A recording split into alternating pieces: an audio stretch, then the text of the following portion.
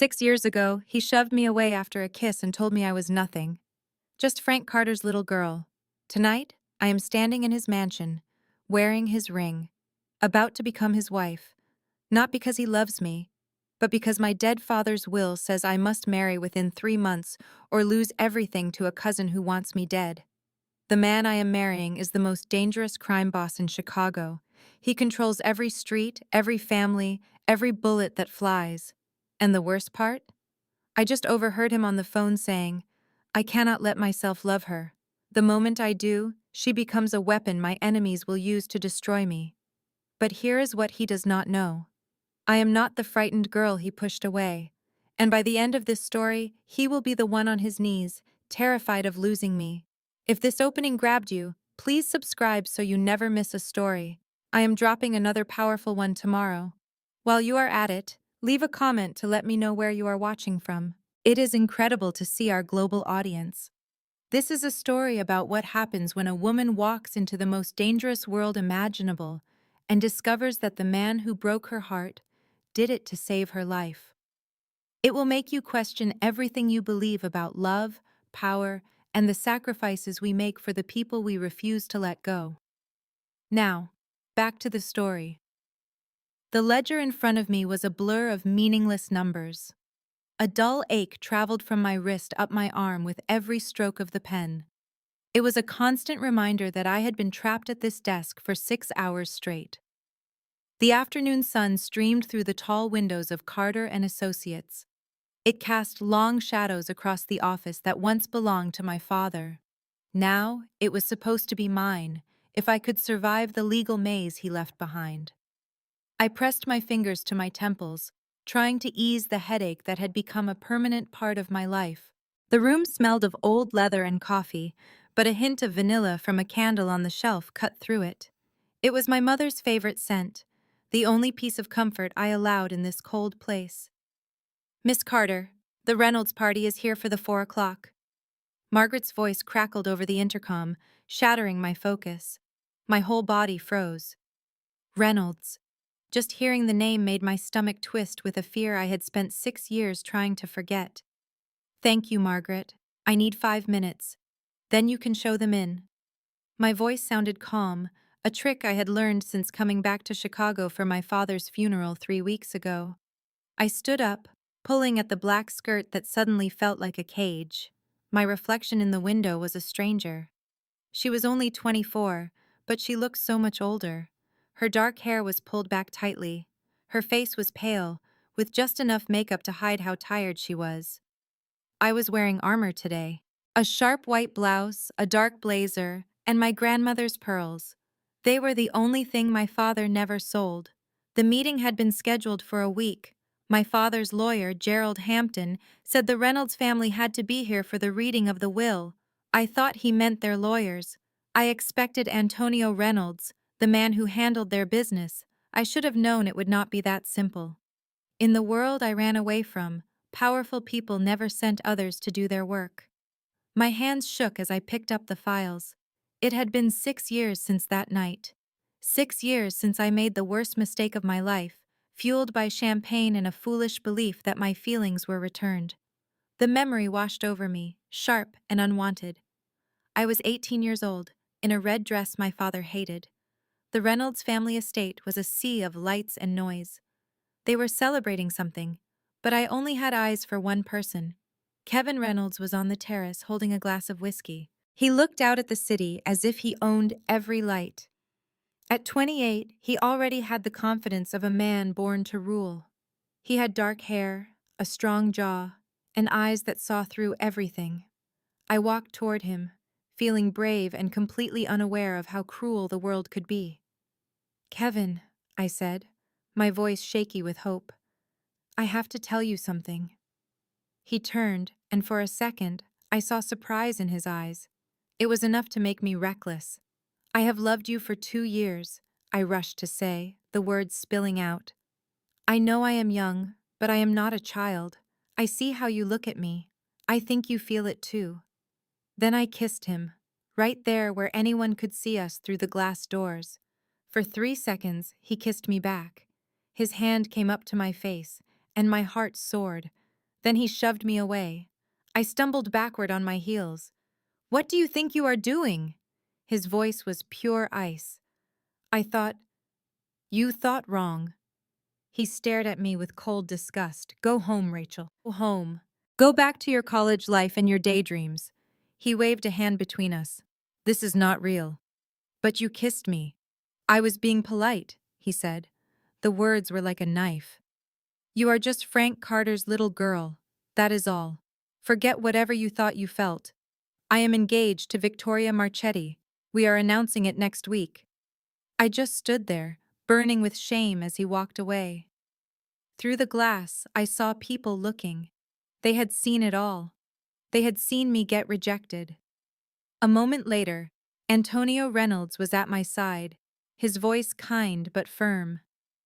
"Let me call a car for you, Miss Carter. It is time to go home."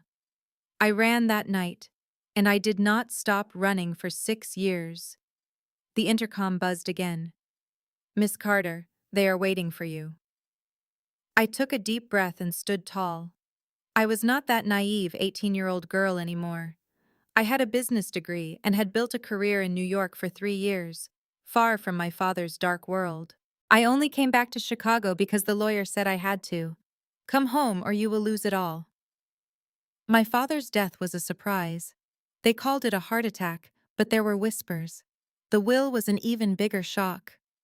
I walked down the hall, my heels clicking on the marble floor.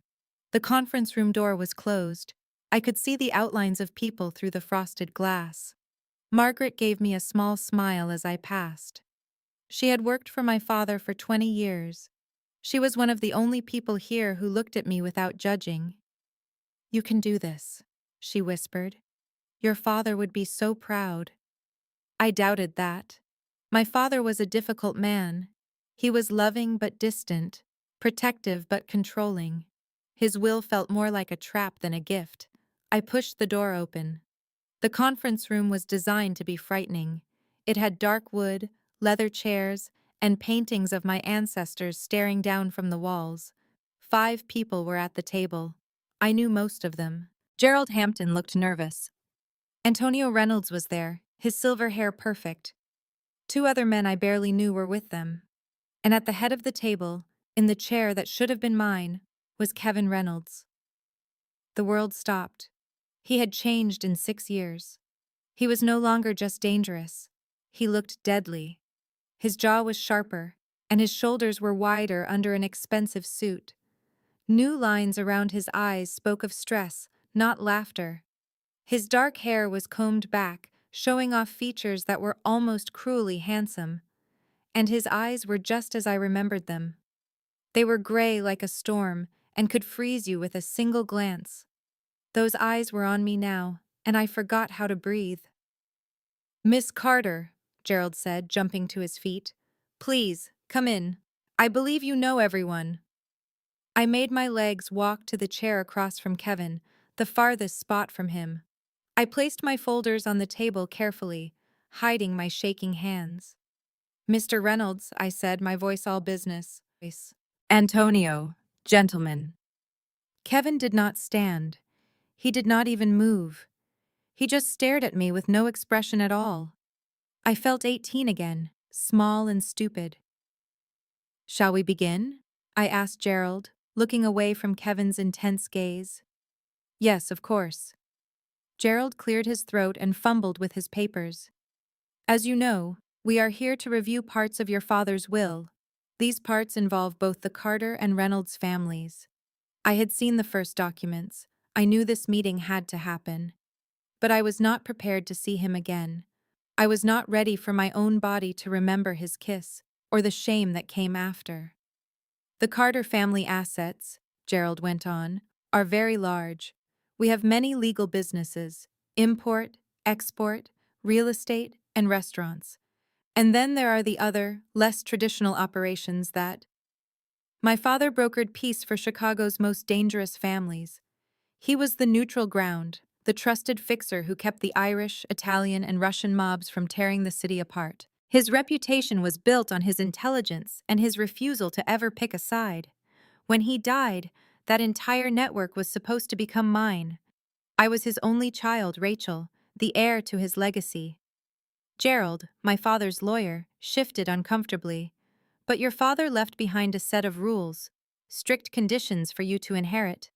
I know them, I said, my throat suddenly tight. I have to be married within 3 months of his death, and I have to stay married for at least 1 year. It was a cruel joke from beyond the grave. My father was still trying to pull the strings, forcing me back into the life I had fought so hard to escape. If you don't meet these terms, Gerald said softly, everything goes to your cousin, Marcus Carter. Marcus was a thief who had been bleeding the family dry for years. He was the man my father's rivals had courted, promising him control. If he took over, every fragile alliance my father had constructed would shatter. I could not allow that. Too many people depended on the stability he had created. I understand the conditions, I told Gerald, but I do not understand why the Reynolds family is here for this meeting. Antonio Reynolds cleared his throat. Your father and I had an arrangement, Miss Carter. It was a backup plan, designed for this exact scenario. A cold dread washed over me. What kind of arrangement? For the first time, Kevin Reynolds spoke. His voice was just as I remembered it. Deep, steady, with a dangerous undercurrent of controlled violence. Your father worried about the marriage clause. He wanted to make sure you had options. The way he said the word options made my skin crawl. Options, I repeated, my voice flat. The Reynolds family, Antonio said with care, has offered to provide a suitable husband, someone the other families will acknowledge, a man whose marriage to you would reinforce the very stability your father created. The room seemed to spin. You want me to have an arranged marriage? We are offering you a way out, Antonio corrected. You require a husband in less than 3 months. We have our own pressures. He glanced toward Kevin. The elders in our family believe Kevin should also marry soon. An unmarried Don seems weak, a target. So, we solve 2 problems at once, Kevin said. His tone made it clear he found the whole thing repulsive. You marry me, I marry you. We both satisfy our requirements, we preserve the alliances, and in 1 year, we can have a quiet divorce. I just stared at him, my mind refusing to accept his words. This man, the one who had publicly destroyed my pride 6 years ago, was asking me to be his wife. This is completely insane, I finally said. No, this is business, Kevin countered, his voice like ice. Your father was a businessman, Rachel. He knew you would need protection to manage his affairs. He knew Marcus would move against you, and the only way to stop him was to connect the Carter name with a family strong enough to defend your claim. And you just agreed to this? The bitterness in my voice was impossible to hide. You agreed to marry the woman you humiliated in front of everyone at your own engagement party. A flicker of something crossed his face. Maybe it was annoyance. That was a long time ago. Not for me. Antonio stepped in. Listen, I realize this is a shock. A shock? My laugh was harsh and brittle. This is not a shock. This is extortion disguised as help. My father knew I would be trapped. All of you knew I would have no real choice. You have a choice, Kevin said, leaning forward. You can say no. You can let Marcus take over and watch as the city burns down around you. You can also try to find another husband in 90 days. Good luck with that. Most men in our world will consider you used goods. His words struck me like a physical blow. Or, he went on, his voice becoming quieter, more dangerous. You can accept this deal. We have a wedding that makes everyone happy. We live together to keep up the pretense. We do our duties, and in 1 year, we walk away. You get to keep your inheritance. I get the elders off my back, and neither of us has to pretend any of it is real. The cold, transactional way he described it all made something inside me turn to steel. He was right. I had no good choices. Not if I wanted to honor my father's work, protect the people who relied on him, and stop Marcus from wrecking it all. But that did not mean I had to make it easy on him. If I do this, I said, choosing my words carefully. I have my own terms. One of Kevin's eyebrows lifted. You are hardly in a position to make demands. Neither are you, I shot back. Your elders want a suitable wife for you, someone who won't be an embarrassment. How many women are lining up for that job? How many are willing to enter a political marriage with a man known for the kind of work that gives normal people nightmares? A predatory smile touched his lips. Be careful, Rachel. You are talking about your future husband. My husband for 1 year, I corrected. After that, we are strangers again. Fine. He settled back into his chair, the image of a man in complete control. Tell me your conditions. My thoughts raced. We will have separate bedrooms. We will not show any affection in public unless it is absolutely required. I will have full control of my father's businesses. You will not interfere unless my actions directly threaten your family. And when the year ends, the divorce is quick and clean. Agreed, Kevin said instantly. Now for my terms. You will move into my family's estate right after the ceremony. You will attend all required family events. You will not bring shame to me or my family's name. You will be faithful for the entire year of this marriage. I will not be made to look weak by rumors about my wife. And you will never speak of what happened 6 years ago. To the world, this is a strategic move between our families. That is all. The memory of that night brought a hot flush to my cheeks, but I held his gaze. Agreed. Gerald was already taking out paperwork. Excellent. We must act quickly. The 3-month deadline is approaching. I recommend a small wedding, only immediate family and key partners. Whatever is required, Kevin said as he stood up. The meeting was over. Antonio will handle the arrangements with you, Rachel. The wedding is 4 weeks from today. 4 weeks. In 4 weeks, I would be married to the one man I had spent 6 years trying to erase from my memory. He walked to the door with his men following close behind, but he stopped and glanced back at me. For a second, I could not read his expression. It was not the cold dismissal I remembered. It was something else. This does not have to be a battle, Rachel, he said. We can get through this year without destroying each other. Can we? I answered. Because it seems to me that making each other miserable is the only honest part of this entire deal. A hint of what might have been respect appeared on his face. Then he was gone. I was alone with Gerald and the crushing weight of a choice that was no choice at all. I was going to marry Kevin Reynolds. May God have mercy on us both. The engagement ring was delivered by a courier 3 days later. It was a huge emerald-cut diamond with smaller stones on a platinum band. A note came with it, written in Kevin's sharp handwriting. For show. Do not overthink it, as if I would. I put it on my finger and watched it catch the light from my apartment window. All I felt was the cold burden of my duty. My little studio, my slice of freedom, suddenly felt like a cage. The walls were closing in. It was all a reminder that my independence was about to end. In 4 weeks, I would be Mrs. Kevin Reynolds, living in the very house where I had once been so foolish. My phone vibrated. Another message from Antonio about the wedding. He needed me to approve the guest list. He needed menu choices. A dress fitting was scheduled with some famous designer. I ignored the message and turned to my laptop. The spreadsheets of my father's business glowed on the screen. The more I investigated his work, the more I understood. He was not just a middleman. He was the anchor holding a network together. He connected families who were public enemies, but secretly relied on him to make deals. And Marcus had been methodically trying to destroy that network for months. My cousin's name was tied to suspicious payments, leaked secrets, and the poor management of important accounts. My father must have suspected it, but could not act without tearing our own family apart. Now Marcus was waiting. He was waiting for me to fail, for the deadline to pass, so he could take everything. A knock on my door made my heart leap. I was not expecting company.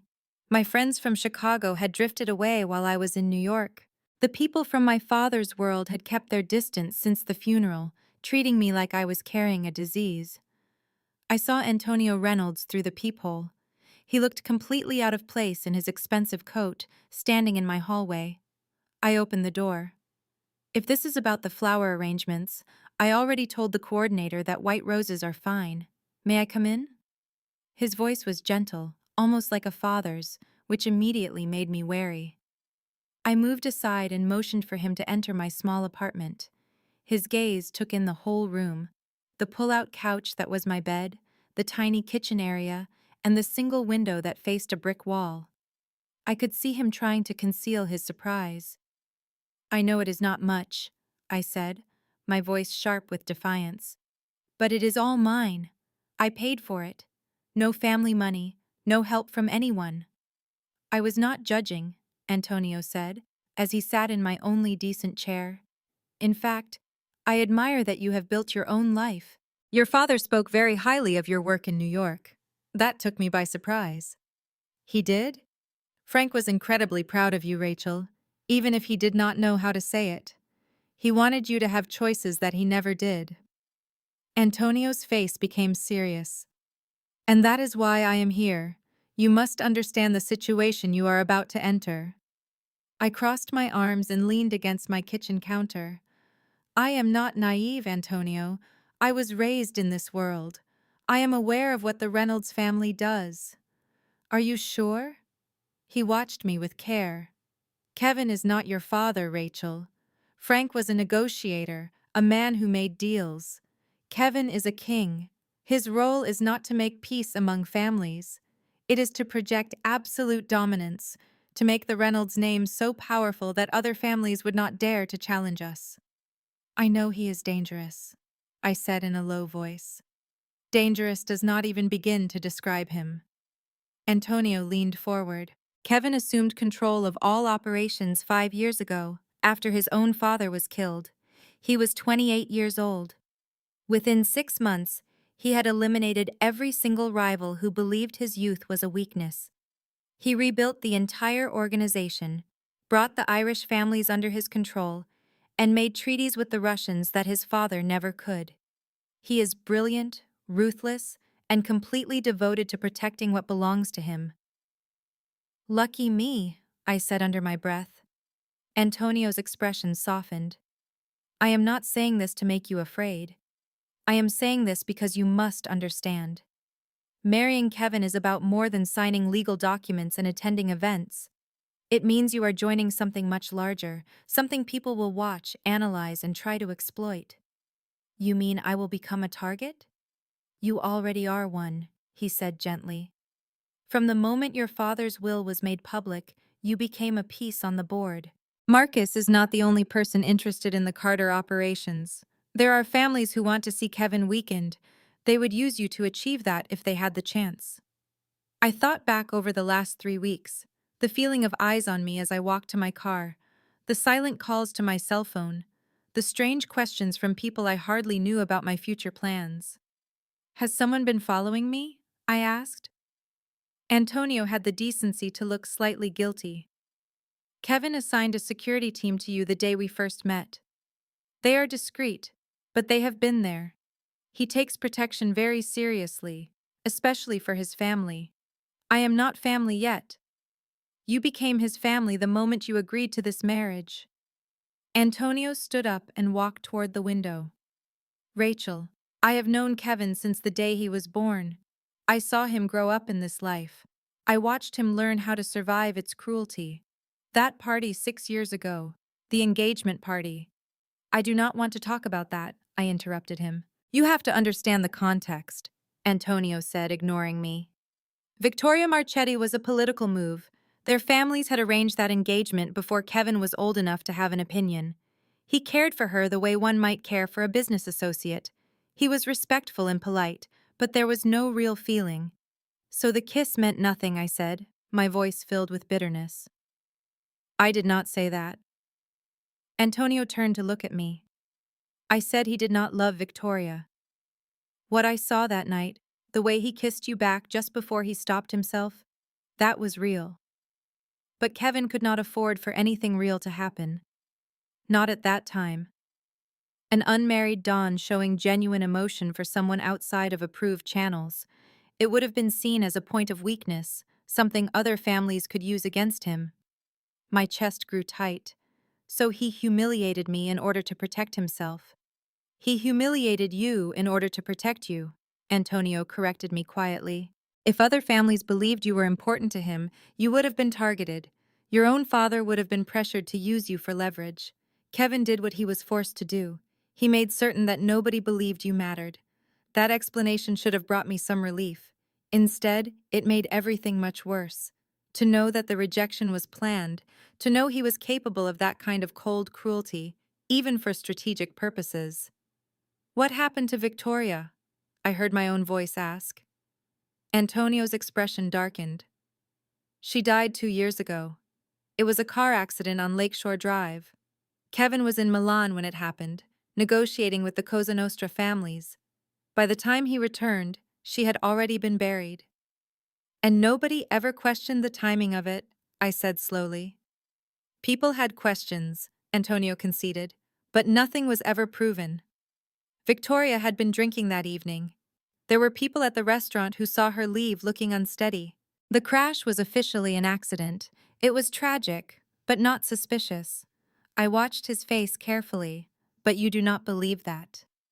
He remained silent for a long time. I believe Victoria Marchetti knew information she was not supposed to know. I believe she was having an affair with a man from a rival family. And I believe Kevin learned about it 2 days before she died. The unspoken truth hung in the air between us. Did he? Kevin was in Milan, Antonio repeated with finality. He had a perfect alibi.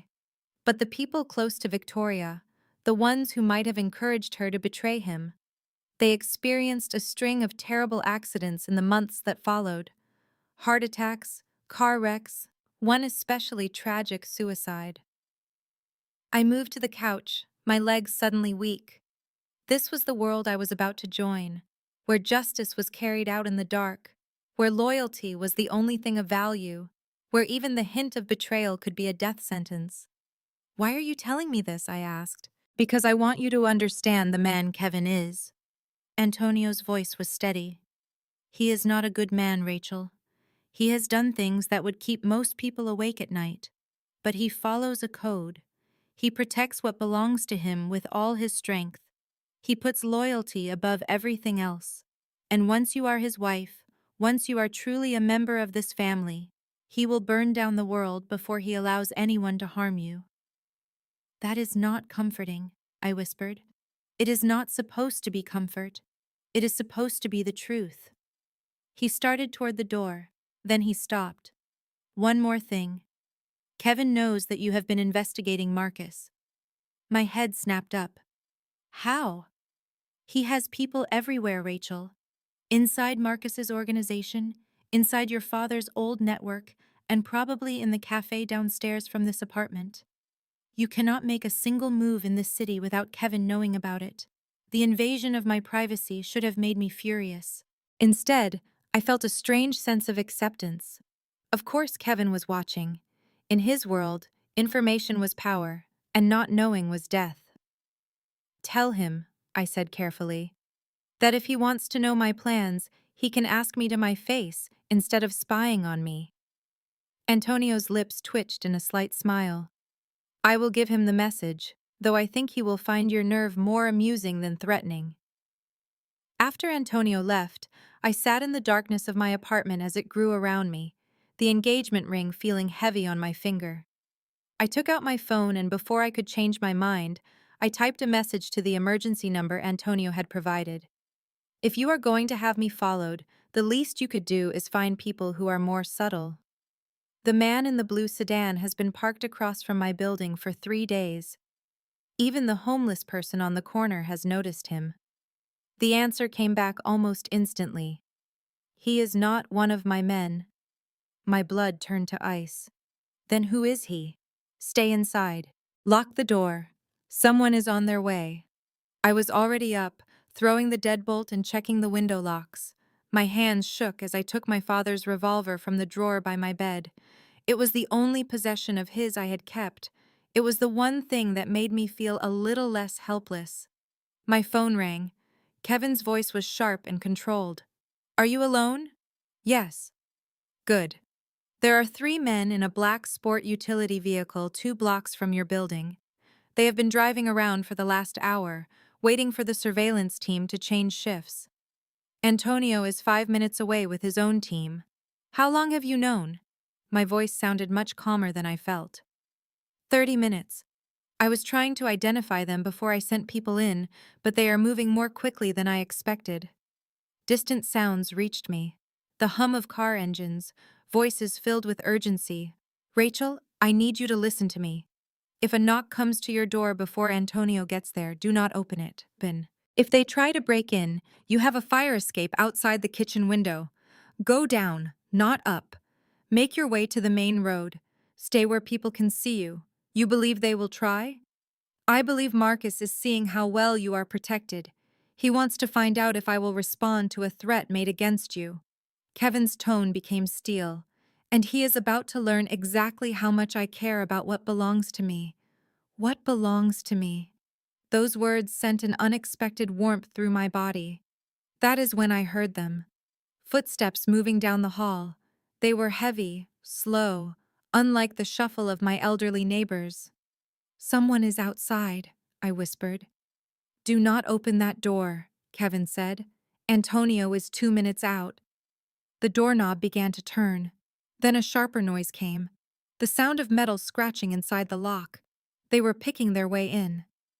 I backed toward the window, phone pressed against my ear, the revolver a heavy weight in my other hand. I could see the fire escape Kevin had described through the glass. It looked rusty, but strong. They are coming in, I said. Kevin's voice was like ice. It is time for them to learn the consequences of touching my property. Get to the fire escape, now.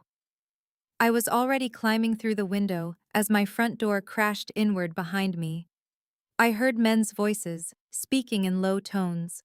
The sound of my shoes hitting the metal platform must have given me away.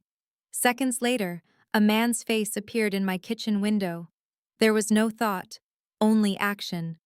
I raised the revolver and fired. The glass exploded. The man recoiled with a curse. I ran down the rungs, my dress shoes slipping on the wet metal. My heart pounded against my ribs, so hard I thought it would break. I reached the alley and sprinted for the streetlights, for the crowds, for safety. Behind me I heard men shouting and more things breaking. Then I heard the unmistakable sound of several cars skidding to a stop. Antonio stood at the mouth of the alley with 4 men I had never seen before. They made no effort to hide their weapons. This was not subtle. It was a declaration. Miss Carter. Antonio sounded incredibly calm for the situation. Are you injured? I just shook my head, unable to find my voice.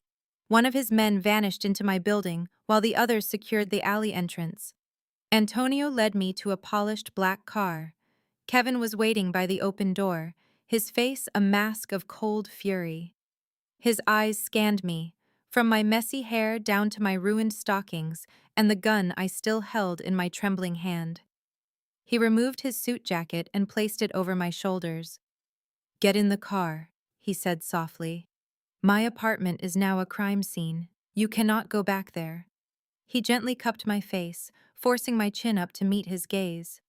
Did they lay a hand on you? No, I was already out. Good. His thumb brushed my cheek, a gesture that felt far more intimate than it should have. His expression turned to stone again. You are coming home with me. There will be no discussion. But Rachel, his voice dropped to a dangerous level. Someone attempted to take you from your home. It does not matter who they were or who sent them. This danger is no longer a theory. You require real security, and I require you where I can ensure your safety. So you will come home with me, and you will stay until I uncover who is behind this. This was not in our agreement, I said, my voice weak. The agreement changed the moment they targeted you. Kevin's gray eyes were like a storm in the dim light. You belong to me now, Rachel, and I defend what is mine. Before I could form another protest, he was helping me into the back of the car. Antonio got in beside me, and Kevin took the passenger seat. His phone was already at his ear as he began issuing sharp commands in Italian. As the car pulled away, I watched men in dark suits stream into my building's entrance. More men moved into the alley. Kevin's reaction to the threat was not small. It was a massive show of force. My hands finally steadied as we drove down Michigan Avenue. I relaxed my grip on the revolver, and Antonio carefully took it from me. "You handled that well," he said in a low voice. "Many people would have frozen. You fought back. I shot through my own window. You defended your life. Kevin will be impressed." I looked toward the front seat.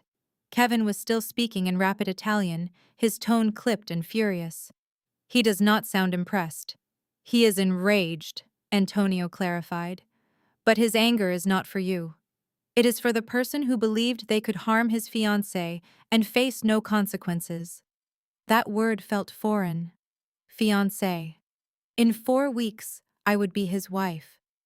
Tonight, I finally understood what that truly meant in his world.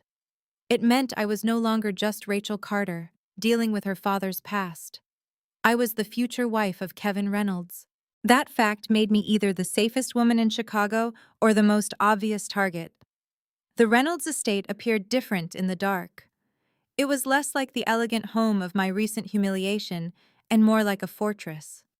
There were security gates, cameras everywhere, and guards posted along the driveway. Kevin had not been exaggerating when he mentioned protection. We arrived at the main house, and I let myself absorb what had just occurred. Someone tried to steal me from my own apartment. The one place I thought was safe, my own space. That illusion had been completely destroyed. Kevin opened my car door before Antonio could move. He offered his hand. I took it without thinking, letting him pull me to my feet. His palm was warm and calloused, a reminder that he was not just a man who gave commands. He was a man who acted. "Maria will take you to a guest room," he said, his voice tight with barely contained anger. "Get some sleep. We will speak in the morning. I need to know who did this." "Tomorrow." It was not a request. "For now, you must process what happened. Believe me, Rachel, the shock has not fully hit you yet. In an hour, you will be shaking again." He was not wrong. I could feel the adrenaline leaving my body, replaced by an exhaustion so deep my legs felt weak. Maria was a woman in her 60s with kind eyes and a direct manner. She led me through the enormous house, past rooms I faintly recalled from the party, and up a grand staircase to the second floor. "Mr. Reynolds prepared this room for you himself," Maria said. She opened a door to a room that was completely unexpected. It was not lavish or cold. It was inviting. The colors were soft grays and creams. A large bed with comfortable-looking covers sat against one wall, and a window seat looked out over the gardens. "There are clothes for you in the closet," Maria added. "Mr. Reynolds got your sizes from the engagement ring fitting. The bathroom is through that door. If you should need anything at all, please use the telephone on the nightstand. Extension 7 will connect you to the kitchen. Extension 9 will connect you directly to Mr. Reynolds."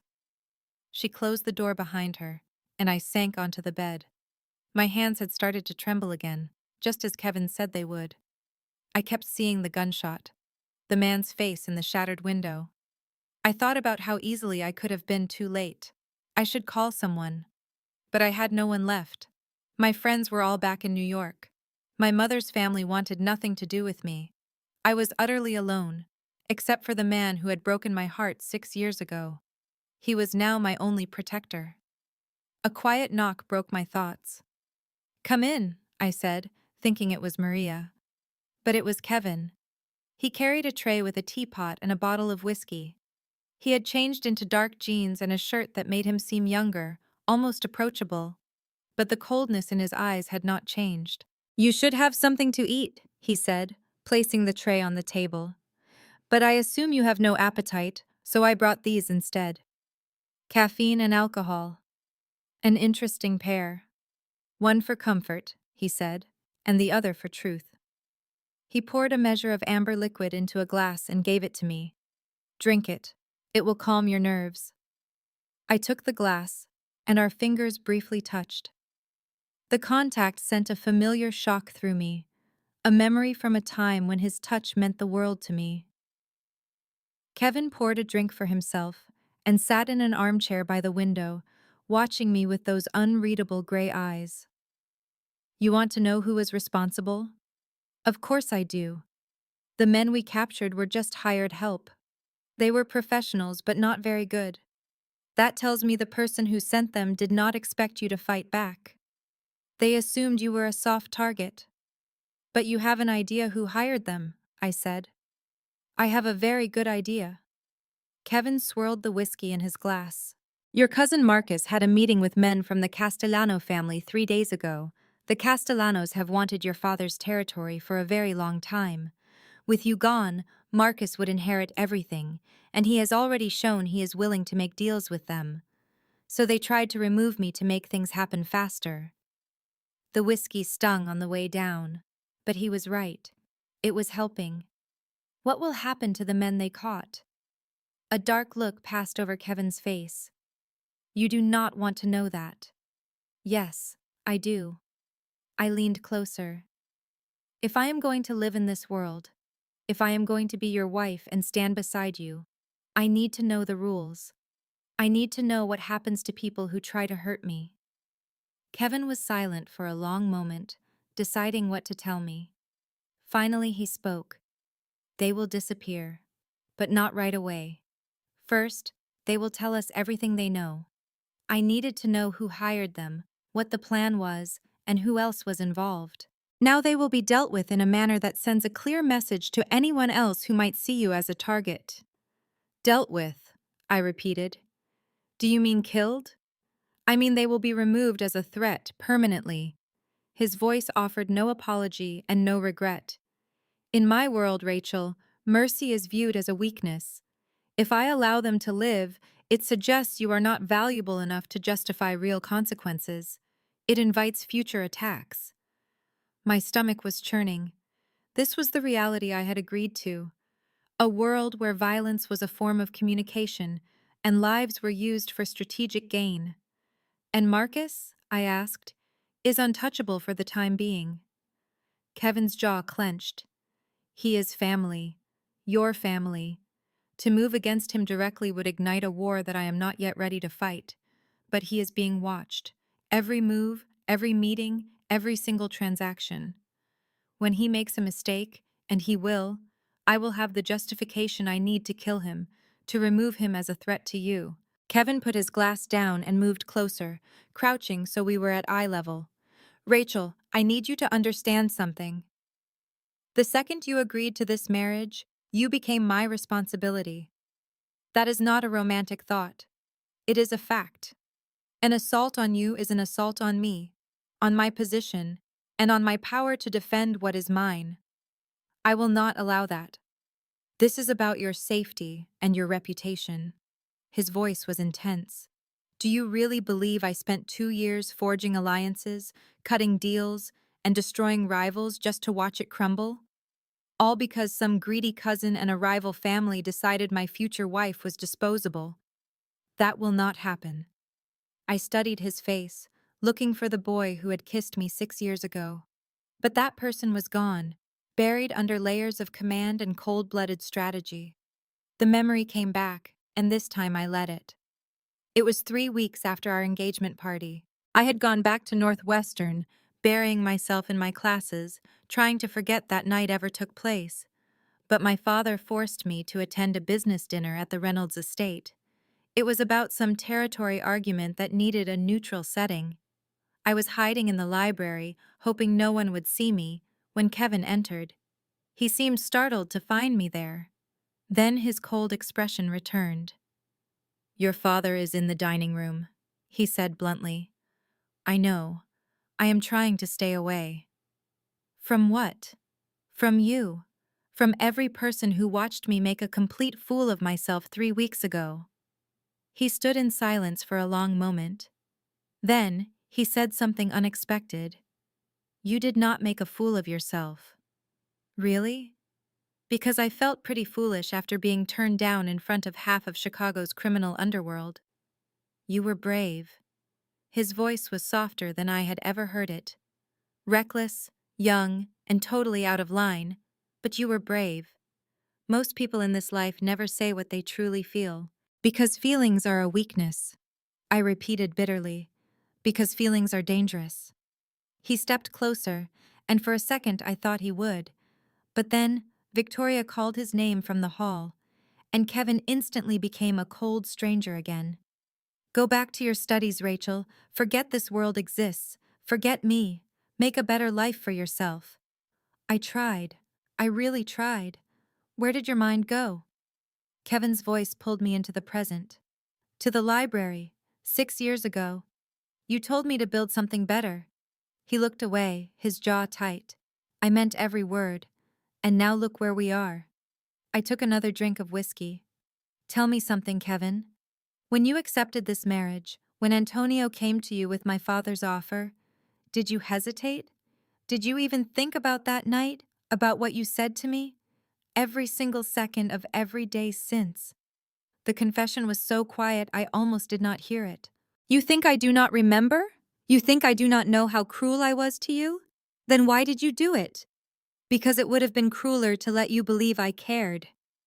He stood and walked to the window. You were 18, Rachel. Just 18. So innocent. Filled with ideas about love and a future. If I had encouraged you, if I had let you believe something was there between us, you would have waited. You would have thrown away years on a man who could never give you the life you deserved. So you made that decision for me. Yes. He turned to face me, and his expression was raw. I decided you deserved better than being a mob wife at 18.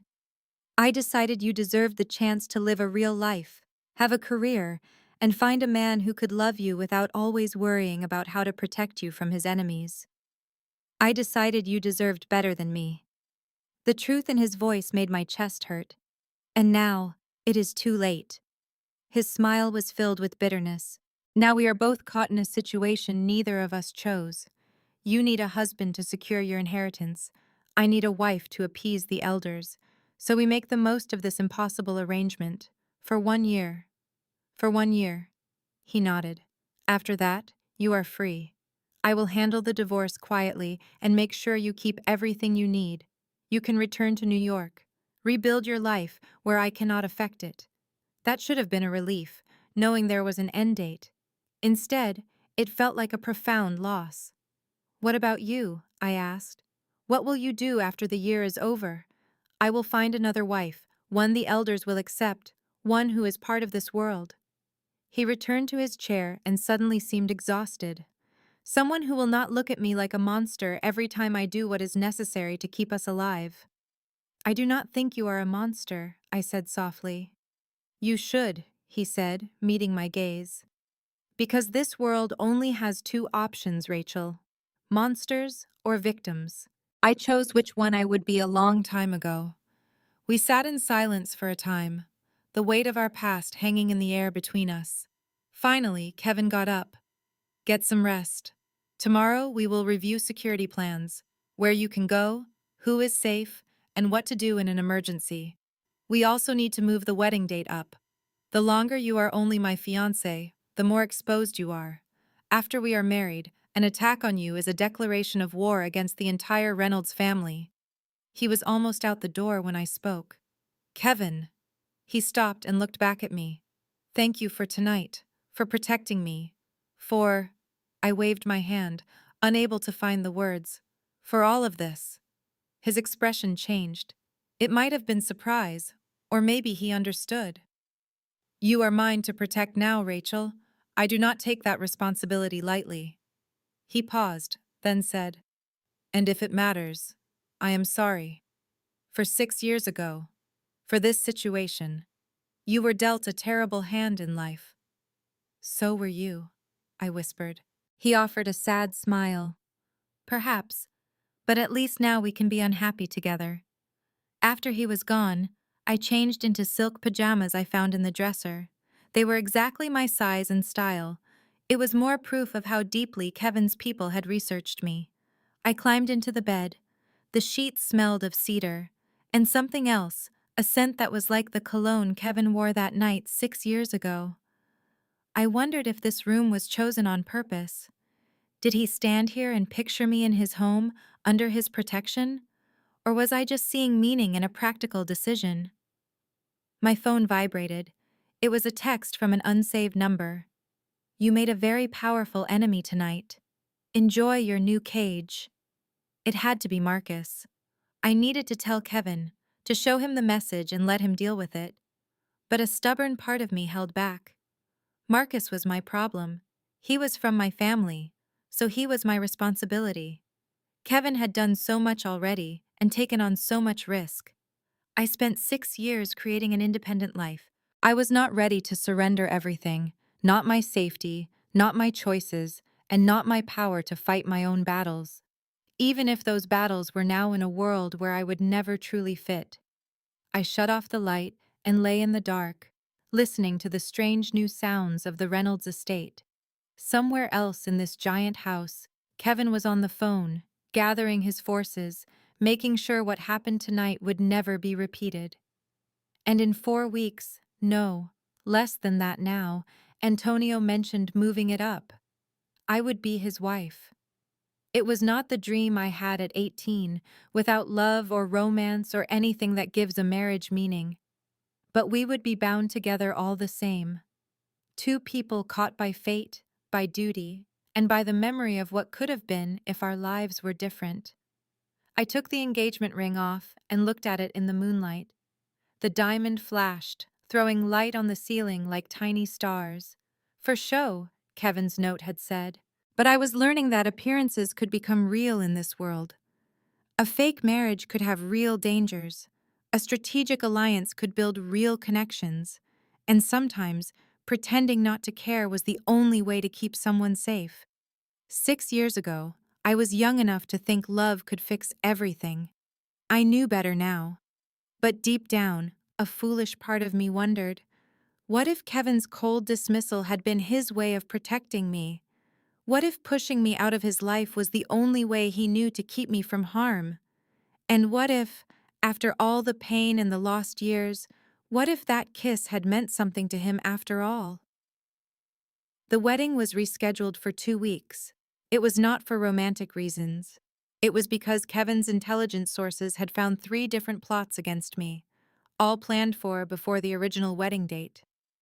They are trying to remove you before the marriage makes you untouchable, Antonio said at breakfast on my 3rd day there. Once you are Kevin's wife, hurting you is an act of war. But while I am just his fiancée, I am an easy target, I said, finishing his thought. Kevin came in then, already in another perfect suit for the day. He looked worn out. I had heard him making calls until after midnight, organizing his response to the threats. You have the tracker on, he said, his gaze fixed on the small bracelet on my wrist. It appeared to be jewelry, rose gold with small diamonds, but I knew it held a GPS device. Kevin made me wear it constantly, even while I slept. Yes, I answered. I had given up on those small arguments. But I am not leaving the estate. Plans change. Dangers change. He poured some coffee, his actions quick and precise. We need to talk about the wedding plans. I thought Antonio was in charge of that. He is managing the details, but some choices are yours to make. Kevin sat down opposite me, and I could see the dark circles beneath his eyes. Do you want your mother's family to be there? The question took me by surprise. I did not realize I had a say in it. You do not have to invite anyone who makes you feel uncomfortable. This marriage may be for strategy, but it is still your wedding day. I thought of my mother's family, the aunts and uncles who cut her off when she married my father. They refused to come to her funeral. They made it very clear they wanted nothing to do with the Carter family name. Only our people, I said firmly. They are the only ones who will understand. Kevin seemed to relax at my words. Good. It keeps things simple. He slid a file across the polished wood. These are the vows. I looked them over. They were generic and cold, with just enough religious language to pass for traditional. There was no mention of love, no promise to cherish. His voice cut through my thoughts. Were you hoping for a promise of love? His tone was a challenge. For me to cherish you? For a second, something flickered in his eyes. I will promise to protect you, Rachel. In this life, That is worth more than any word. He was right, but the truth of it hurt. There is one more thing, Kevin said, his voice becoming serious. We must discuss the wedding night. Heat rushed to my face. I assumed we had separate rooms. We do, he confirmed. But appearances are critical. Everyone will be watching, looking for proof that this is a real marriage. That meant, on our wedding night, I would have to be in his room, the master bedroom. We can transfer your things to the adjoining room the next day. I finished his thought. But for that first night, we need to look like a married couple. He nodded. I took a steadying breath. What exactly do you expect? His answer was immediate and firm. Nothing. My room has a sitting area with a couch. There is also a private guest room connected by the bathroom. We have options that will maintain the illusion without breaking our agreement. The relief I felt was mixed with a confusing hint of disappointment. Fine, I managed to say. Kevin watched me closely, and I felt as if he could see every thought I was trying to conceal. You have a dress fitting this afternoon. Maria will accompany you, he said. Take 2 security guards. I scoffed. It is a bridal shop in the city. How much danger can there be? A great deal, if the wrong people know your location. He stood and moved toward the exit. Do this for me, Rachel. In 2 weeks, my name will be your shield. Until then, you are a target, and I need you to stay alive to become my wife. Under my breath, I muttered, How romantic. He stopped at the door, his expression impossible to read. Romance is a luxury for other people. Security is what keeps us breathing. After he left, Antonio cleared his throat. He is not usually this wound up. I gave him a doubtful look. It is true, Kevin is a man of complete control, but since the incident at your apartment, he has been agitated. He has pulled in resources from 3 states to find the source of the threat. He has rearranged his entire schedule to be available for you. He even canceled on the Russian families for your fitting, which is something he has never done. I stared at him, stunned. He is coming to the fitting? He insisted, Antonio said with a knowing look. He does not want you out of his sight. For a business arrangement, he is being extremely protective. The boutique was a small, exclusive shop for women who never looked at price tags. Maria had handled all the arrangements, somehow knowing my sizes and what I might like. Kevin's car stopped right at the entrance, and his team searched the store before I was allowed to step out. He followed me inside, a dark figure among the pale silks and lace. Mr. Reynolds, the owner said, beaming. It is such an honor. Kevin barely looked at the man. I will be in the waiting area, he said to me. Take as long as you need. The next hour felt like a strange dream as I tried on endless dresses. I saw everything from huge ball gowns to sleek modern styles. Finally, I was drawn to a simpler dress. It was made of ivory silk, with delicate lace sleeves that hugged my arms before the skirt flowed into a small train. It was elegant, but understated. That one, Maria said with a nod of approval. It is perfect for you. I faced the mirror and saw a stranger looking back, a woman who looked composed and ready to be the wife of a powerful man. May I? I jumped at the sound of Kevin's voice. He had appeared at the entrance to the fitting area after the staff had quietly disappeared. You are not supposed to see the dress before the wedding, I said automatically. We are ignoring most of the other rules. What is one more? He came closer, his intense gaze taking in every detail of the dress. It is perfect, he said. Really? He seemed to search for the right words. You fit too well in my world, and that is a danger to us both. Why? He asked. He stepped closer and fixed a piece of lace that fell onto my shoulder. His fingers brushed against my skin, and a chill went through me. Because this makes me forget that it is not real, he said softly. It makes me see a future that is not just a plan. My heart beat hard in my chest. Kevin. But it is a plan, he said, his voice turning to steel. "I cannot forget that. You cannot either. This gown, this ceremony, this marriage, they are all tools to get what we want. Do not mistake what you see for what is true." The words were cutting, but his eyes held something else. It was a warning, or perhaps he was pleading. "Do not become attached. Do not repeat the mistake you made 6 years ago." "I understand," I said, feeling a pain in my chest. "Good." He stepped away, his businesslike expression returning. "Buy the gown, and everything else you need.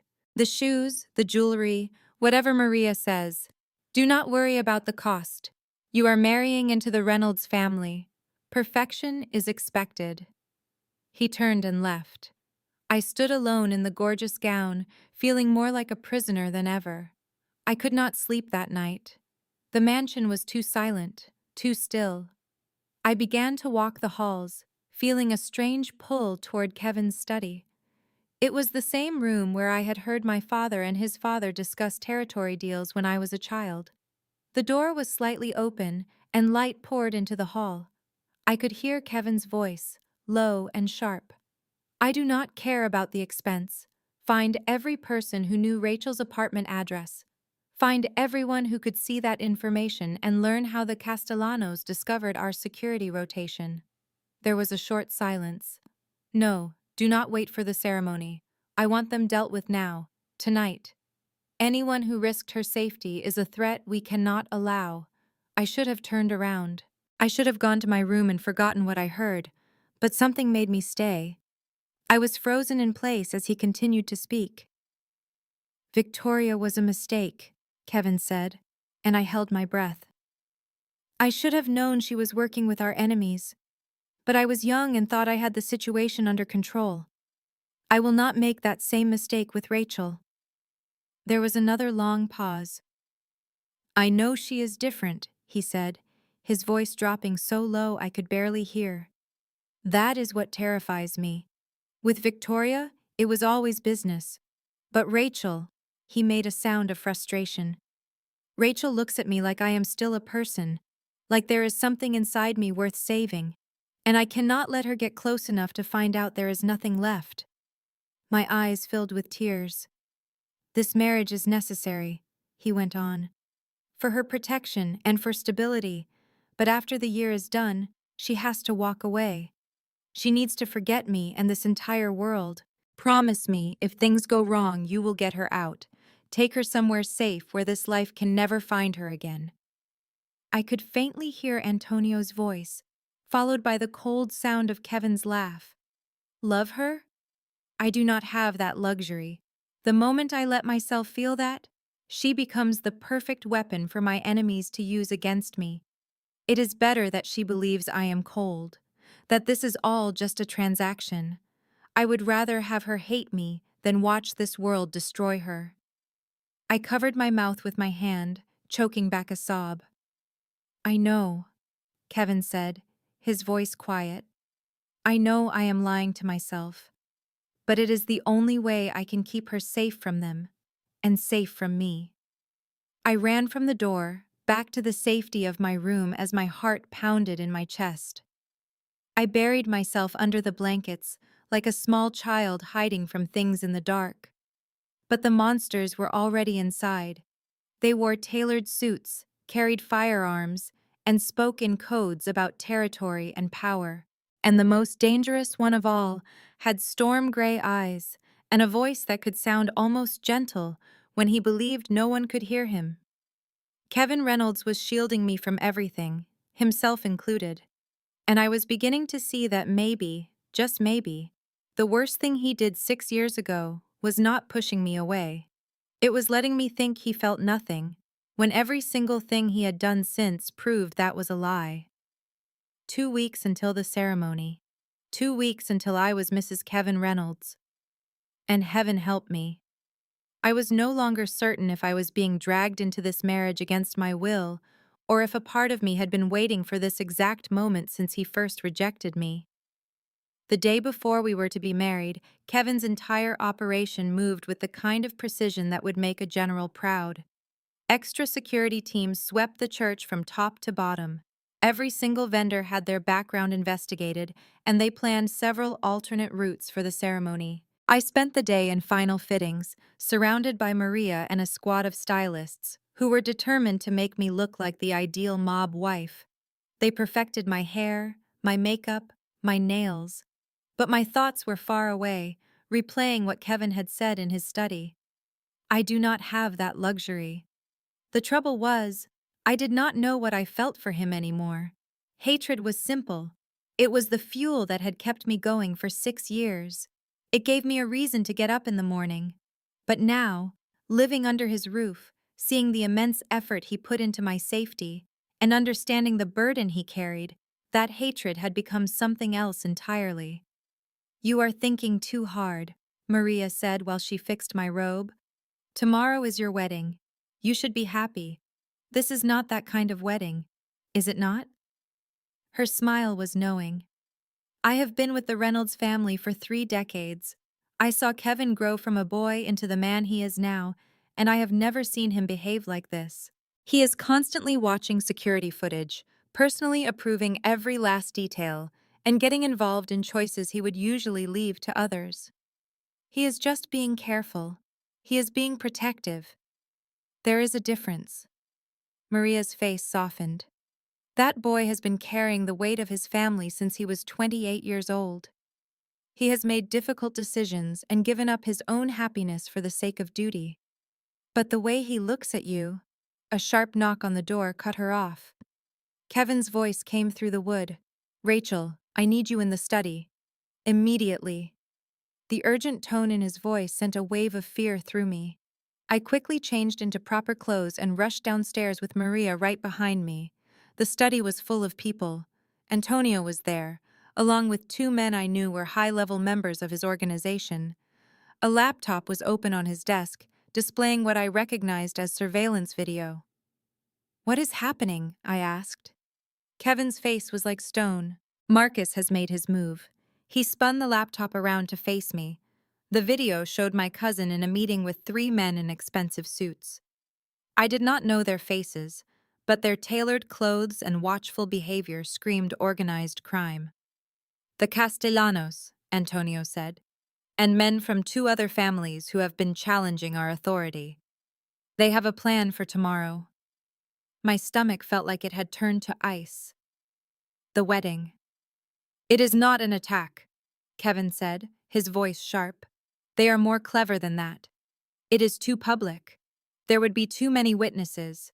Instead, they plan to use the ceremony as a stage to humiliate you, to poison the alliance before it can even begin." "How?" Kevin's jaw was tense. "They have documents, forged evidence that shows you have been stealing money from your father's companies. There are financial records of transfers to secret accounts and emails where you supposedly plan with Marcus to sell off company property. It is all fake, but it looks real enough to create doubt."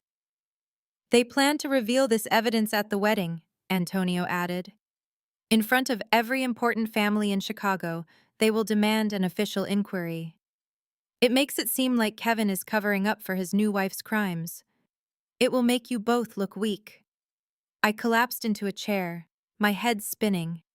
"Marcus helped them put this together. He gave them the access they needed to your father's records, the real documents they used to create the forgeries." Kevin's voice was filled with cold rage. "He has been working with them for months. What are we going to do? We have 2 choices." Kevin leaned on his desk with his arms crossed. "We cancel the wedding. We postpone until we can show everyone the evidence is fake.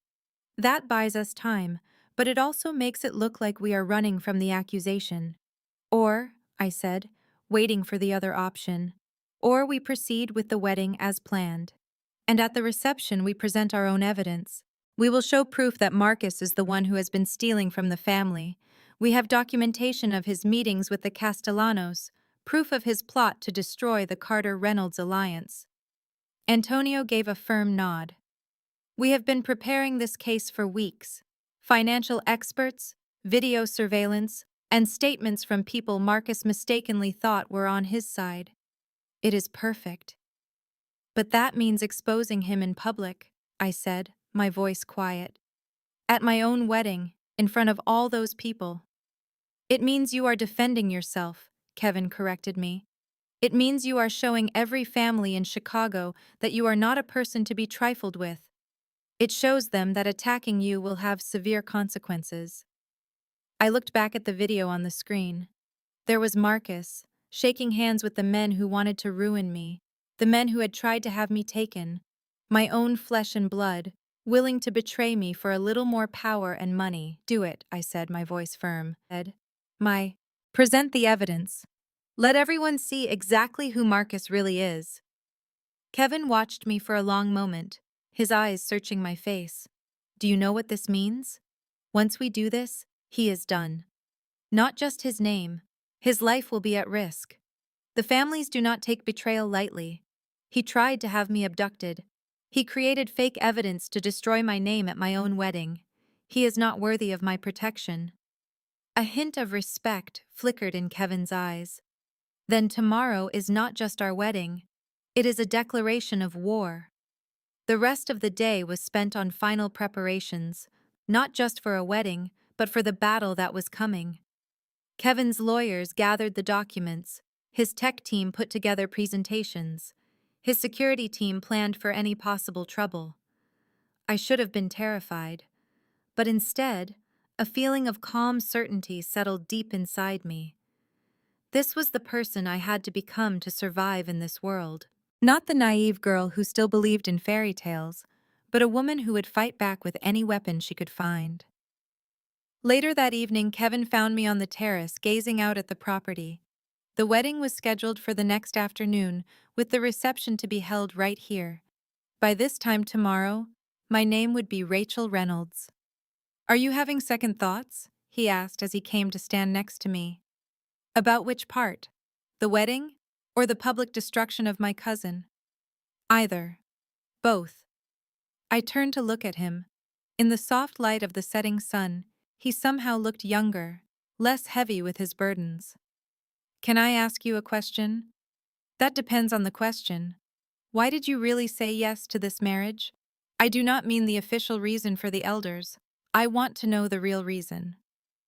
Kevin was silent for so long that I thought he would not reply.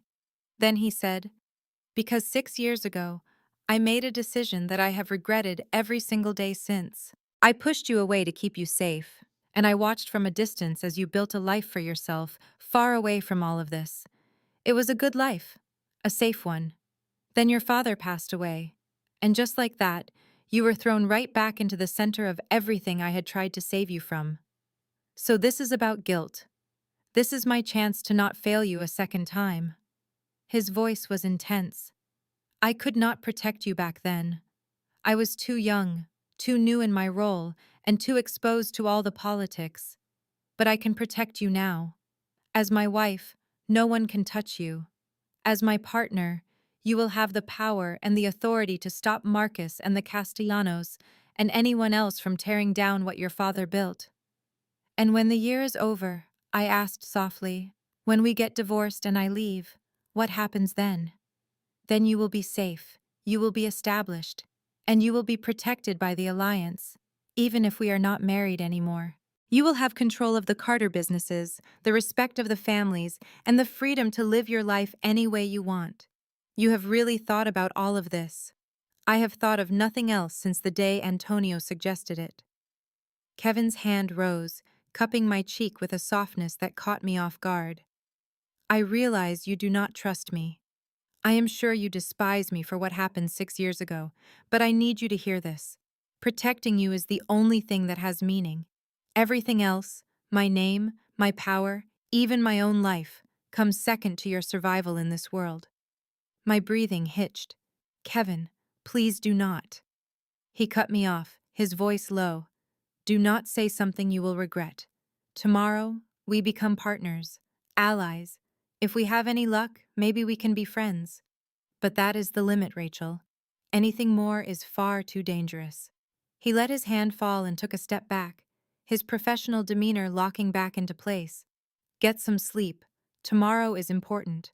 Maria will be here at 7 to help you with the final preparations. I watched him leave, his back straight, his steps measured. Every part of Kevin Reynolds was under his command. His voice, his face, his feelings. The only exception was the look in his eyes when he thought I was not paying attention. That evening, I lay awake, going over every moment we had shared since we met in that conference room. The way he would appear whenever I was in trouble, the security detail he organized, the attention he gave to every aspect of the wedding, the rage in his tone when he talked about the dangers I faced. I cannot allow myself to love her. But what if he already did?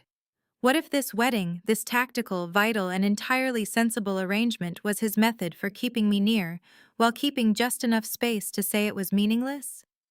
What if Kevin Reynolds had been shielding me from himself for 6 years, and this marriage was his final surrender, an admission he could no longer keep his distance? I drifted off with the question hanging in the air, and woke up to Maria lightly shaking my arm. "It is time, Miss Carter. It is your wedding day." The morning was a rush of preparation, my hair pinned into a complex style, my makeup applied with an expert touch. The ivory gown was fastened with care. When I finally saw myself in the mirror, the reflection was almost a stranger. The woman looking back at me was poised, assured, and prepared to take her place beside one of the most feared men in Chicago. "You are stunning," Maria said, her eyes looking suspiciously watery. "Mr. Kevin will be speechless." "This is a business deal," I said to her. "Of course it is." Her grin told me she believed that about as much as I did. The service was intimate as he had promised, with perhaps 50 guests, each one a verified member of the connected families. The church was gorgeous, filled with white roses and ivy as sunlight poured through the stained glass windows. I walked the aisle by myself. There was no father to present me, no relatives to stand with me. It was just me, making this choice and embracing this new life. And Kevin was waiting at the altar. He was breathtaking in a black tuxedo, his dark hair styled perfectly, his gray eyes locked on me with a power that left me breathless. As I drew nearer, I noticed his hands were balled into fists at his sides. His jaw was clenched tight. He seemed like a man barely holding himself together. When I reached him, he offered his hand. I took it, and his fingers wrapped around mine, warm and solid, yet trembling just a little. The priest started the service, speaking of partnership, of dedication, and of creating a life together. The words should have sounded empty because of our arrangement, but for some reason they did not. When it was time for the vows, Kevin's voice was firm and unwavering. "I, Kevin Dominic Reynolds, take you, Rachel Ann Carter, to be my wife. I vow to keep you safe, to be by your side, and to honor the faith you are placing in me today." Then it was my turn. I had the words memorized until they felt like my own. But as I looked into Kevin's eyes, different words came out. "I, Rachel Ann Carter, take you, Kevin Dominic Reynolds, to be my husband. I vow to be by your side, to believe in your protection, and to be your partner in everything, for as long as this deal requires." Those final words were not in the script. Kevin's eyes widened just a fraction, the only clue that I had taken him by surprise. The priest declared us husband and wife. Kevin gently lifted my veil and then he kissed me. It was meant to be quick, formal, and proper for a church. But the instant his lips met mine, a spark caught fire. His hand moved up to cradle my cheek, and the kiss grew deeper, becoming something raw, truthful, and entirely out of place for our guests. When we finally pulled away, both of us were breathing heavily. Kevin's eyes were like a dark storm, and I saw a look in them that was completely new. It was a mix of hunger, ownership, and something that almost resembled fear. "Mine," he whispered, so low that only I could hear. "Yours," I replied. And with that, the rules changed. We were no longer faking it. The reception was precisely as I had imagined. It was sophisticated, perfectly planned, with every element crafted to show strength and unity.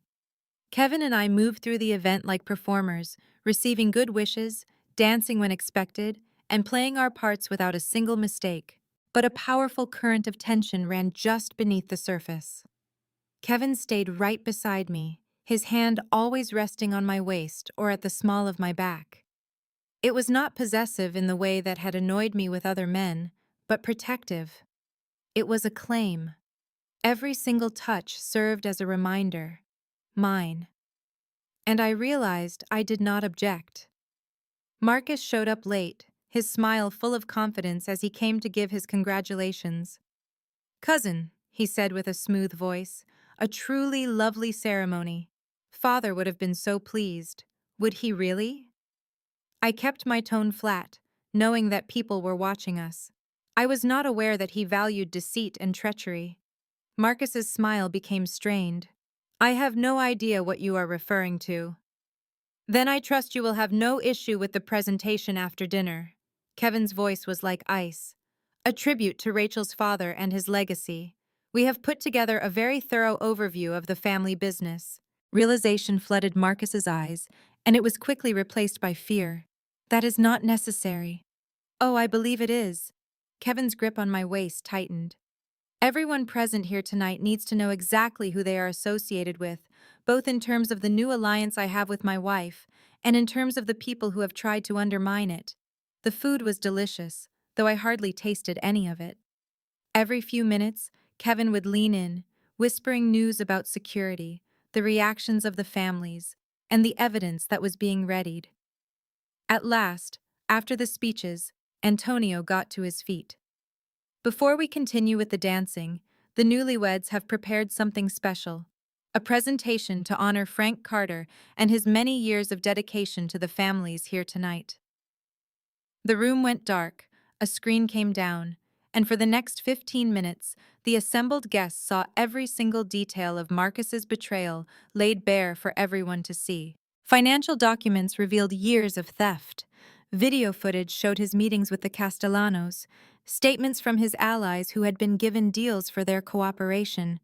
The false evidence he had intended to use against me was shown next to the proof that it was fabricated. When Antonio was done, Marcus's face was pale. The room was completely silent. "This," Kevin announced as he stood up, "is the result when someone threatens what belongs to me." Marcus Carter schemed against his cousin, and against the partnerships her father spent decades forging. He risked our stability for his own selfish reasons, and he did it by violating the one principle we all live by: loyalty. He let the word linger in the air. "The proof has been distributed to leaders from every family here. What happens to Marcus is no longer up to me. It is a decision for all of you. But I want to be clear.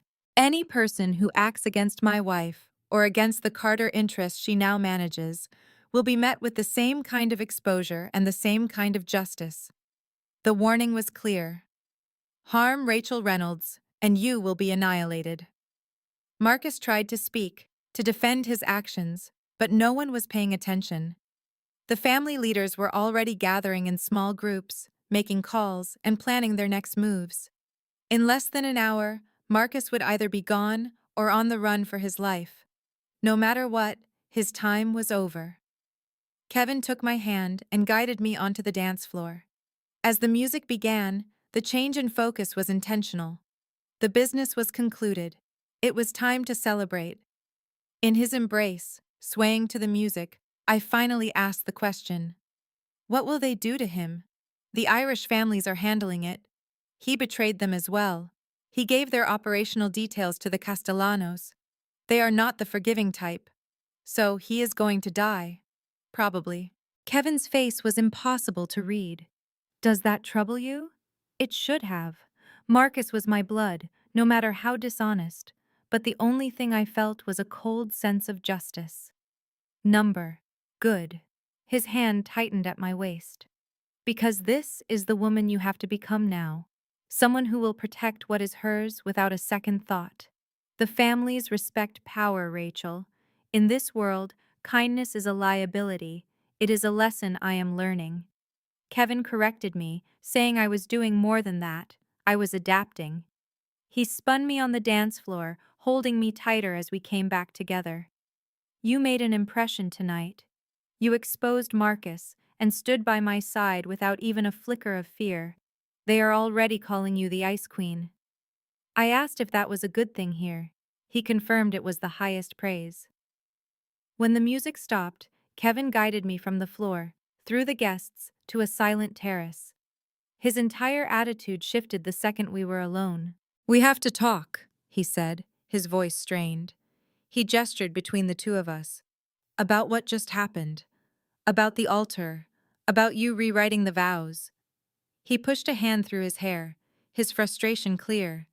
"This was meant to be a simple business deal, and it is becoming something else entirely."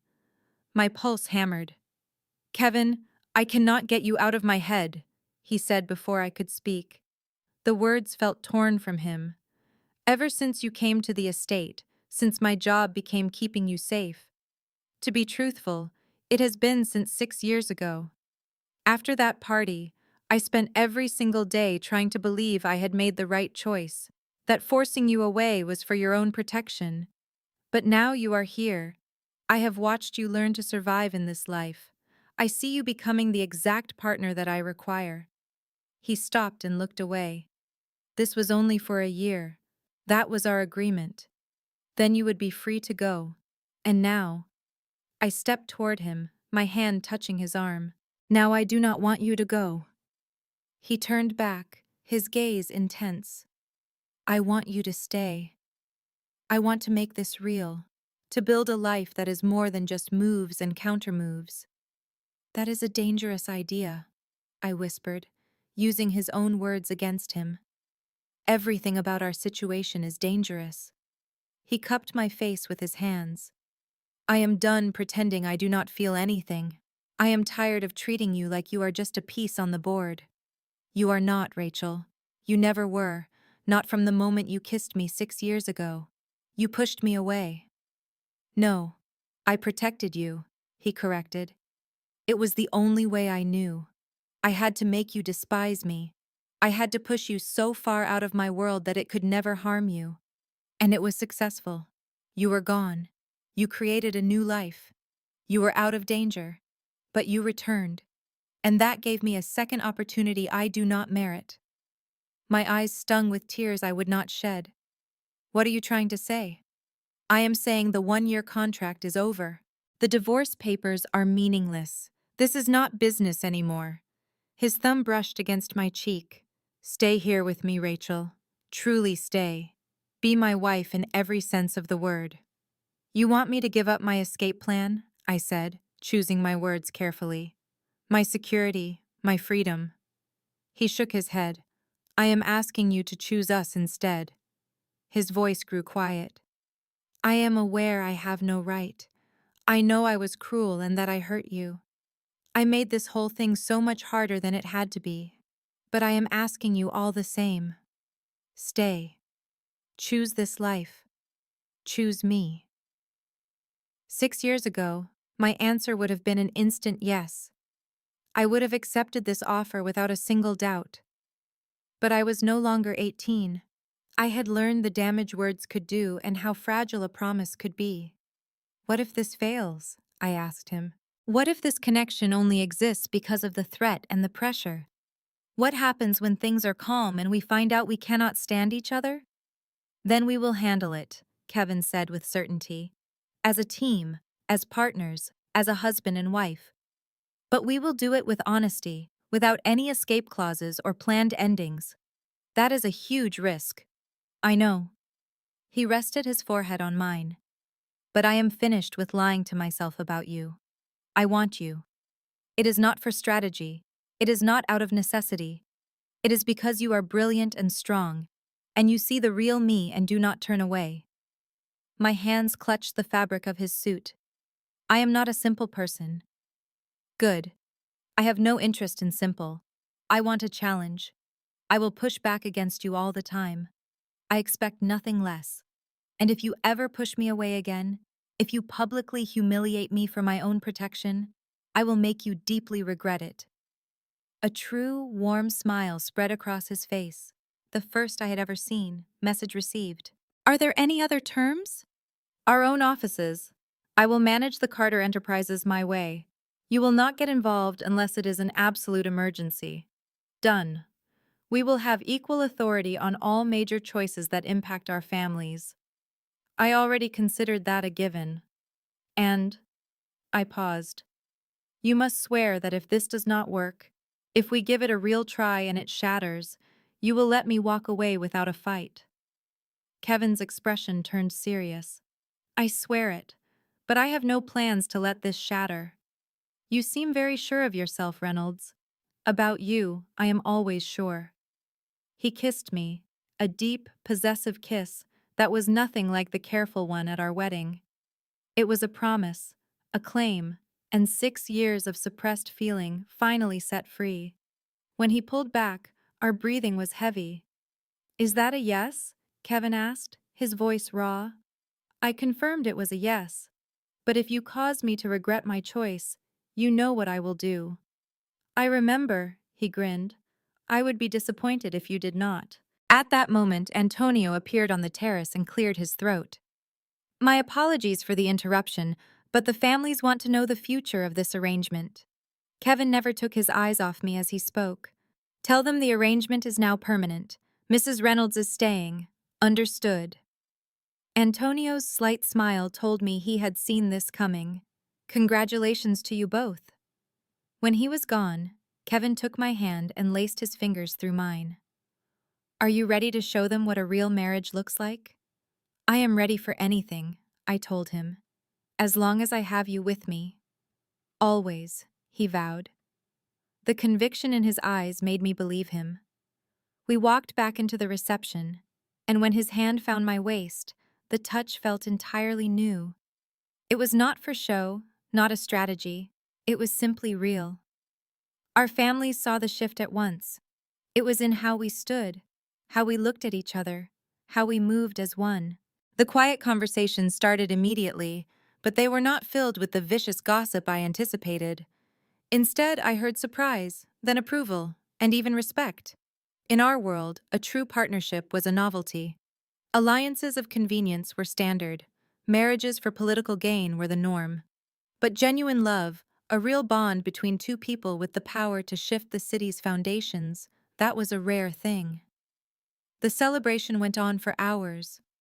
At one point, Kevin leaned in and whispered, "Do you want to get out of here? I was hoping you would say that." We quietly left the party, moving through the mansion's corridors until we reached Kevin's bedroom. It was our bedroom now. The room I had deliberately tried not to think about. I had been so sure I would never truly share this space with him. But that was a different time.